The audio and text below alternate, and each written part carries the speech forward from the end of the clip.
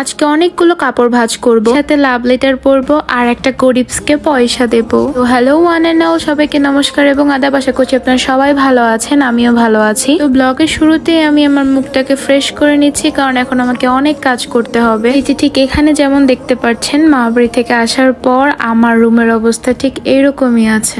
মূলত আমি এক ঢিলে দুই পাখি মারবো, মানে আমার ব্লগও করব আর সেই সাথে আমার মাকে কিছু দেখাবো। এই তো আমি এখানে অনেকগুলো কাপড় নিয়ে আসছি এবং এগুলো এখন ইস্ত্রি করব।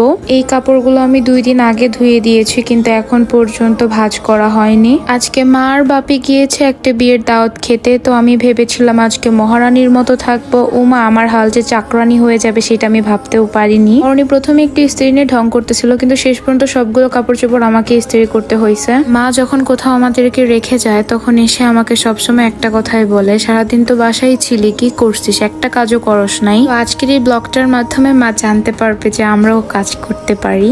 তো এইখানে আমরা এক একজন এক এক কাজ করছিলাম। রোহানকে ডেকে বলি যে যা, এটা বাইরে রেখে আয়। তারপর বাইরে গিয়ে দেখি যে আমাদের নবাব বাহাদুর এইখানে পায়ের উপর পা তুলে বসে তার গেমিং ভিডিও দেখছে। আর পাশের রুমে টুকে দিয়ে দেখি মেয়েটা পড়া বাদ দিয়ে ঘুমিয়ে পড়ছে। এখানে আমি অনেক বেশি কাজ করতেছিলাম। ভিডিও শুরুতে যেটাকে লাভ লেটার বলেছিলাম সেটা কোনো লাভ লেটার না, আমার ফ্রেন্ডদেরকে নিয়ে লেখা একটা কবিতা ছিল। তো এইখানে আমি ফার্স্ট ডে আমার পড়ার টেবিলটা সুন্দর করে গুছিয়ে ফেলি, আর ল্যাপটপের মধ্যে ওয়ালপেপারে মাকেই দেখছিলাম। আসলে ওইটার মধ্যে দেখাইতেছিলাম যে দেখো কত কাজ করছি, আর ভিডিওতে তোমাকেও রাখছি। উনিও আমাকে অনেক বেশি সাহায্য করেছিল। আপনারা সাহায্য করার নমুনাটা দেখেন। এত কিউট করে তাকানোর ফলে আমি আর ওকে বকতেই পারি নাই। যাই হোক, আমরা সবাই মিলে কাজ করার ফলে আমার রুমটাও এখন মানুষের বসবাসযোগ্য হয়ে উঠেছে। মানে আর কি, এটা আমার নাম মার ডায়লগ। তারপর আমি রোহিতকে পাঠিয়ে দিই ডিম আনার জন্য। ভাবলাম যে ডিমের ঝোল করব। রোহিত ডিমটা নিয়ে আইসা যে সুন্দর একটা রিয়াকশন দিছে আর বলতেছে, দেখছো আই ক্যান ডু এভরিথিং। ও রুমের ভিতরে ঢুকতেছিল আর বলতেছিল যে দেখছো আমি এখন কত বড় হয়ে গেছি, বা রোহিত বা তুই এখন সব কাজ করতে পারিস। এটা বলে আমার কাছে একটা পুরস্কার চাইছে আর আমি ওকে এইটা দিয়েছি। ওর রিয়াকশনটা এমন ছিল যে 5 টাকা, আচ্ছা যাই হোক ঠিক আছে অনেক।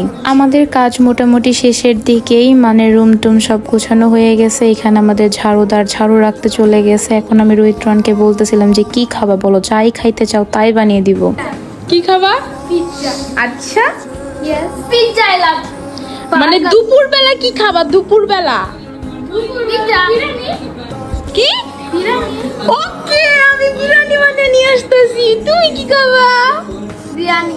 ভাত ভাজি খাবি? বিরিয়ানি খাবো। হ্যাঁ গাইস, রোহিত কিন্তু বিরিয়ানি না বিরিয়ানি খাবে। এখানে সকালবেলার কিছু খাবার টাবার ছিল, কিছুই অল্প পরিমাণে ছিল। তো আমি ভাবলাম যে গরিবের বিরিয়ানি রান্না করে দেই। রোহান প্রথমে ভাবছিল যে আমি হয়তো ওকে কোনো কিছু খাইতে ডাকতেছি, তারপরেও এটা দেখে যে ওভার রিয়েক্ট করতেছিল। আমার মাথাটা ভেঙে গেছে, আমার কপাল দিয়ে রক্ত পড়তেছে, আমি সবকিছু ভুলে গেছি। হায় হায়, কিছুই মনে করতে পারতেছি না। তো এইখানে আমি ডিম দিয়ে ভাতগুলোকে ভেজে নিচ্ছিলাম, মানে আর কি একটু বিরিয়ানি টাইপ করেছিলাম। কত কষ্ট করে তোদের জন্য রান্না করছি। শাইলা বিরিয়ানি, দিলা ভাত ভাজি। এইখানে সকালে ডাল ছিল, আলু ভাজি ছিল আর মাংস ছিল। ও না সরি, মাংকো ছিল। মাংকো ভাত খাবে বলে ওরা ডাল খায়নি এইখানে। তারপর আমি এইখানে কিছু ক্লিপস নিচ্ছিলাম, আর আমাদের মহারানী ভিক্টোরিয়া তার নিদ্রা শেষ করে এসে আমাকে কমপ্লিমেন্ট দিল। হ্যাঁ, খুব ভালো হয়েছে দাসী, মানে মেজাজটা কি গরম হয়। মজা না? জোসনা অস্থির। জোসনা অস্থির। যাই হোক, রোহিত রোহনের কমপ্লিমেন্ট গুলো ভালো ছিল। তারপর আমি খাওয়াটা শেষ করেই চলে যাই স্নানে। স্নান করে আসি, একটু ফ্রেশ লাগতেছিল। ভাই, আমি আজকে চাকরানির মতো লিটারলি কাজ করছি। কাজ যে করি না ঠিক এমনটা না, কিন্তু আজকে একটু বেশি কাজ করে ফেলছি। আসলে মার কাছ থেকে অকর্মা শুনতে শুনতে আমার এমন একটা অবস্থা হয়েছে যে কাজই করতে ইচ্ছা করে না। এখানে আমি গোটা তাকে দেখতেছিলাম, মানে পূজা দেখছে না, এর জন্য তার এখনই আসতে হবে। যেই বারান্দায় গিয়ে একটু ঢং মারতে গেছি, উমা রোদের তাপে আমি পুরো শেষ।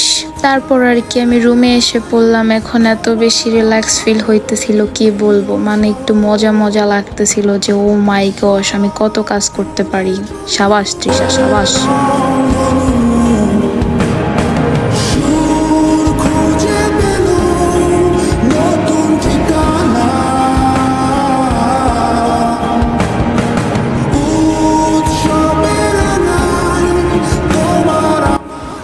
আমি সারাদিন কাজ করতে করতে মরছি, সবাই আমাকে হেল্প করছে।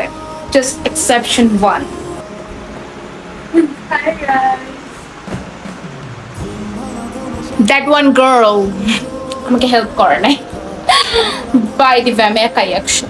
আজকে মাও দেখবে, মা দেখবে যে আমি কত কিছু করছি, আজকে সব করেছি, খুব মজা লাগছে। শ্যাম্পু করার পর চুল আশ্রাইতে যে মজা লাগে রে ভাই, তার মজা আর কিছুতে নাই। তো সব কিছু শেষ করে যেই নিদ্রায় একটু যাব, তখনই টুন টুন, তারপর আমি ওর সাথে গল্পে বসে গেছি। এইখানে আমি ওর সাথে অনেক বেশি গল্প করতেছিলাম। ঠিক তখনই আমাদের আরেকটা বান্ধবীর কথা মনে হইলো, আর আমি ওকে অ্যাড করে দিলাম। যখনই অ্যাড করলাম দেখি উমা মহারানী সেজে গুজে একদম পরীর মতো হয়ে আছে। লাইকা কেরণমালা লাগছে রে তোকে, এইটা বলে আমি একটু ছু ফু দিয়ে দিচ্ছিলাম। তারপর ওদেরকে বলি ভাই আমার অনেক ঘুম পাইছে, তো ঘুমিয়ে পড়ে ঘুম থেকে উঠে দেখি যে এই ধোঁয়া, মানে ভাবছি আগুন লেগে গেছে। তারপরে উঠে আমি ঠিক জানালার পাশে চলে যাই এবং জানালার পাশে গিয়ে আকাশটা দেখি, ভালোই লাগতেছিল। ঘুম থেকে উঠে দেখি মা এসে পড়ছিল। এইখানে মা আমাদের জন্য চা বানাচ্ছিল। ভাবলাম সব কাজ আমি করব, বাট মাও হেল্প করতেছে। বাই দিবে গাইস, আপনারা কিছু মনে করেন না, আমি টোস্ট বিস্কিট এইভাবেই খাই, তাছাড়া খাইতে পারি না। এইখানে ভিডিও করতে গিয়ে আমার বিস্কুট সুইসাইড করে নিছিল। যাই হোক, আজকের এই ভিডিওটা ছিল এই পর্যন্তই। আপনারা সবাই ভালো থাকবেন ও সুস্থ থাকবেন, টাটা।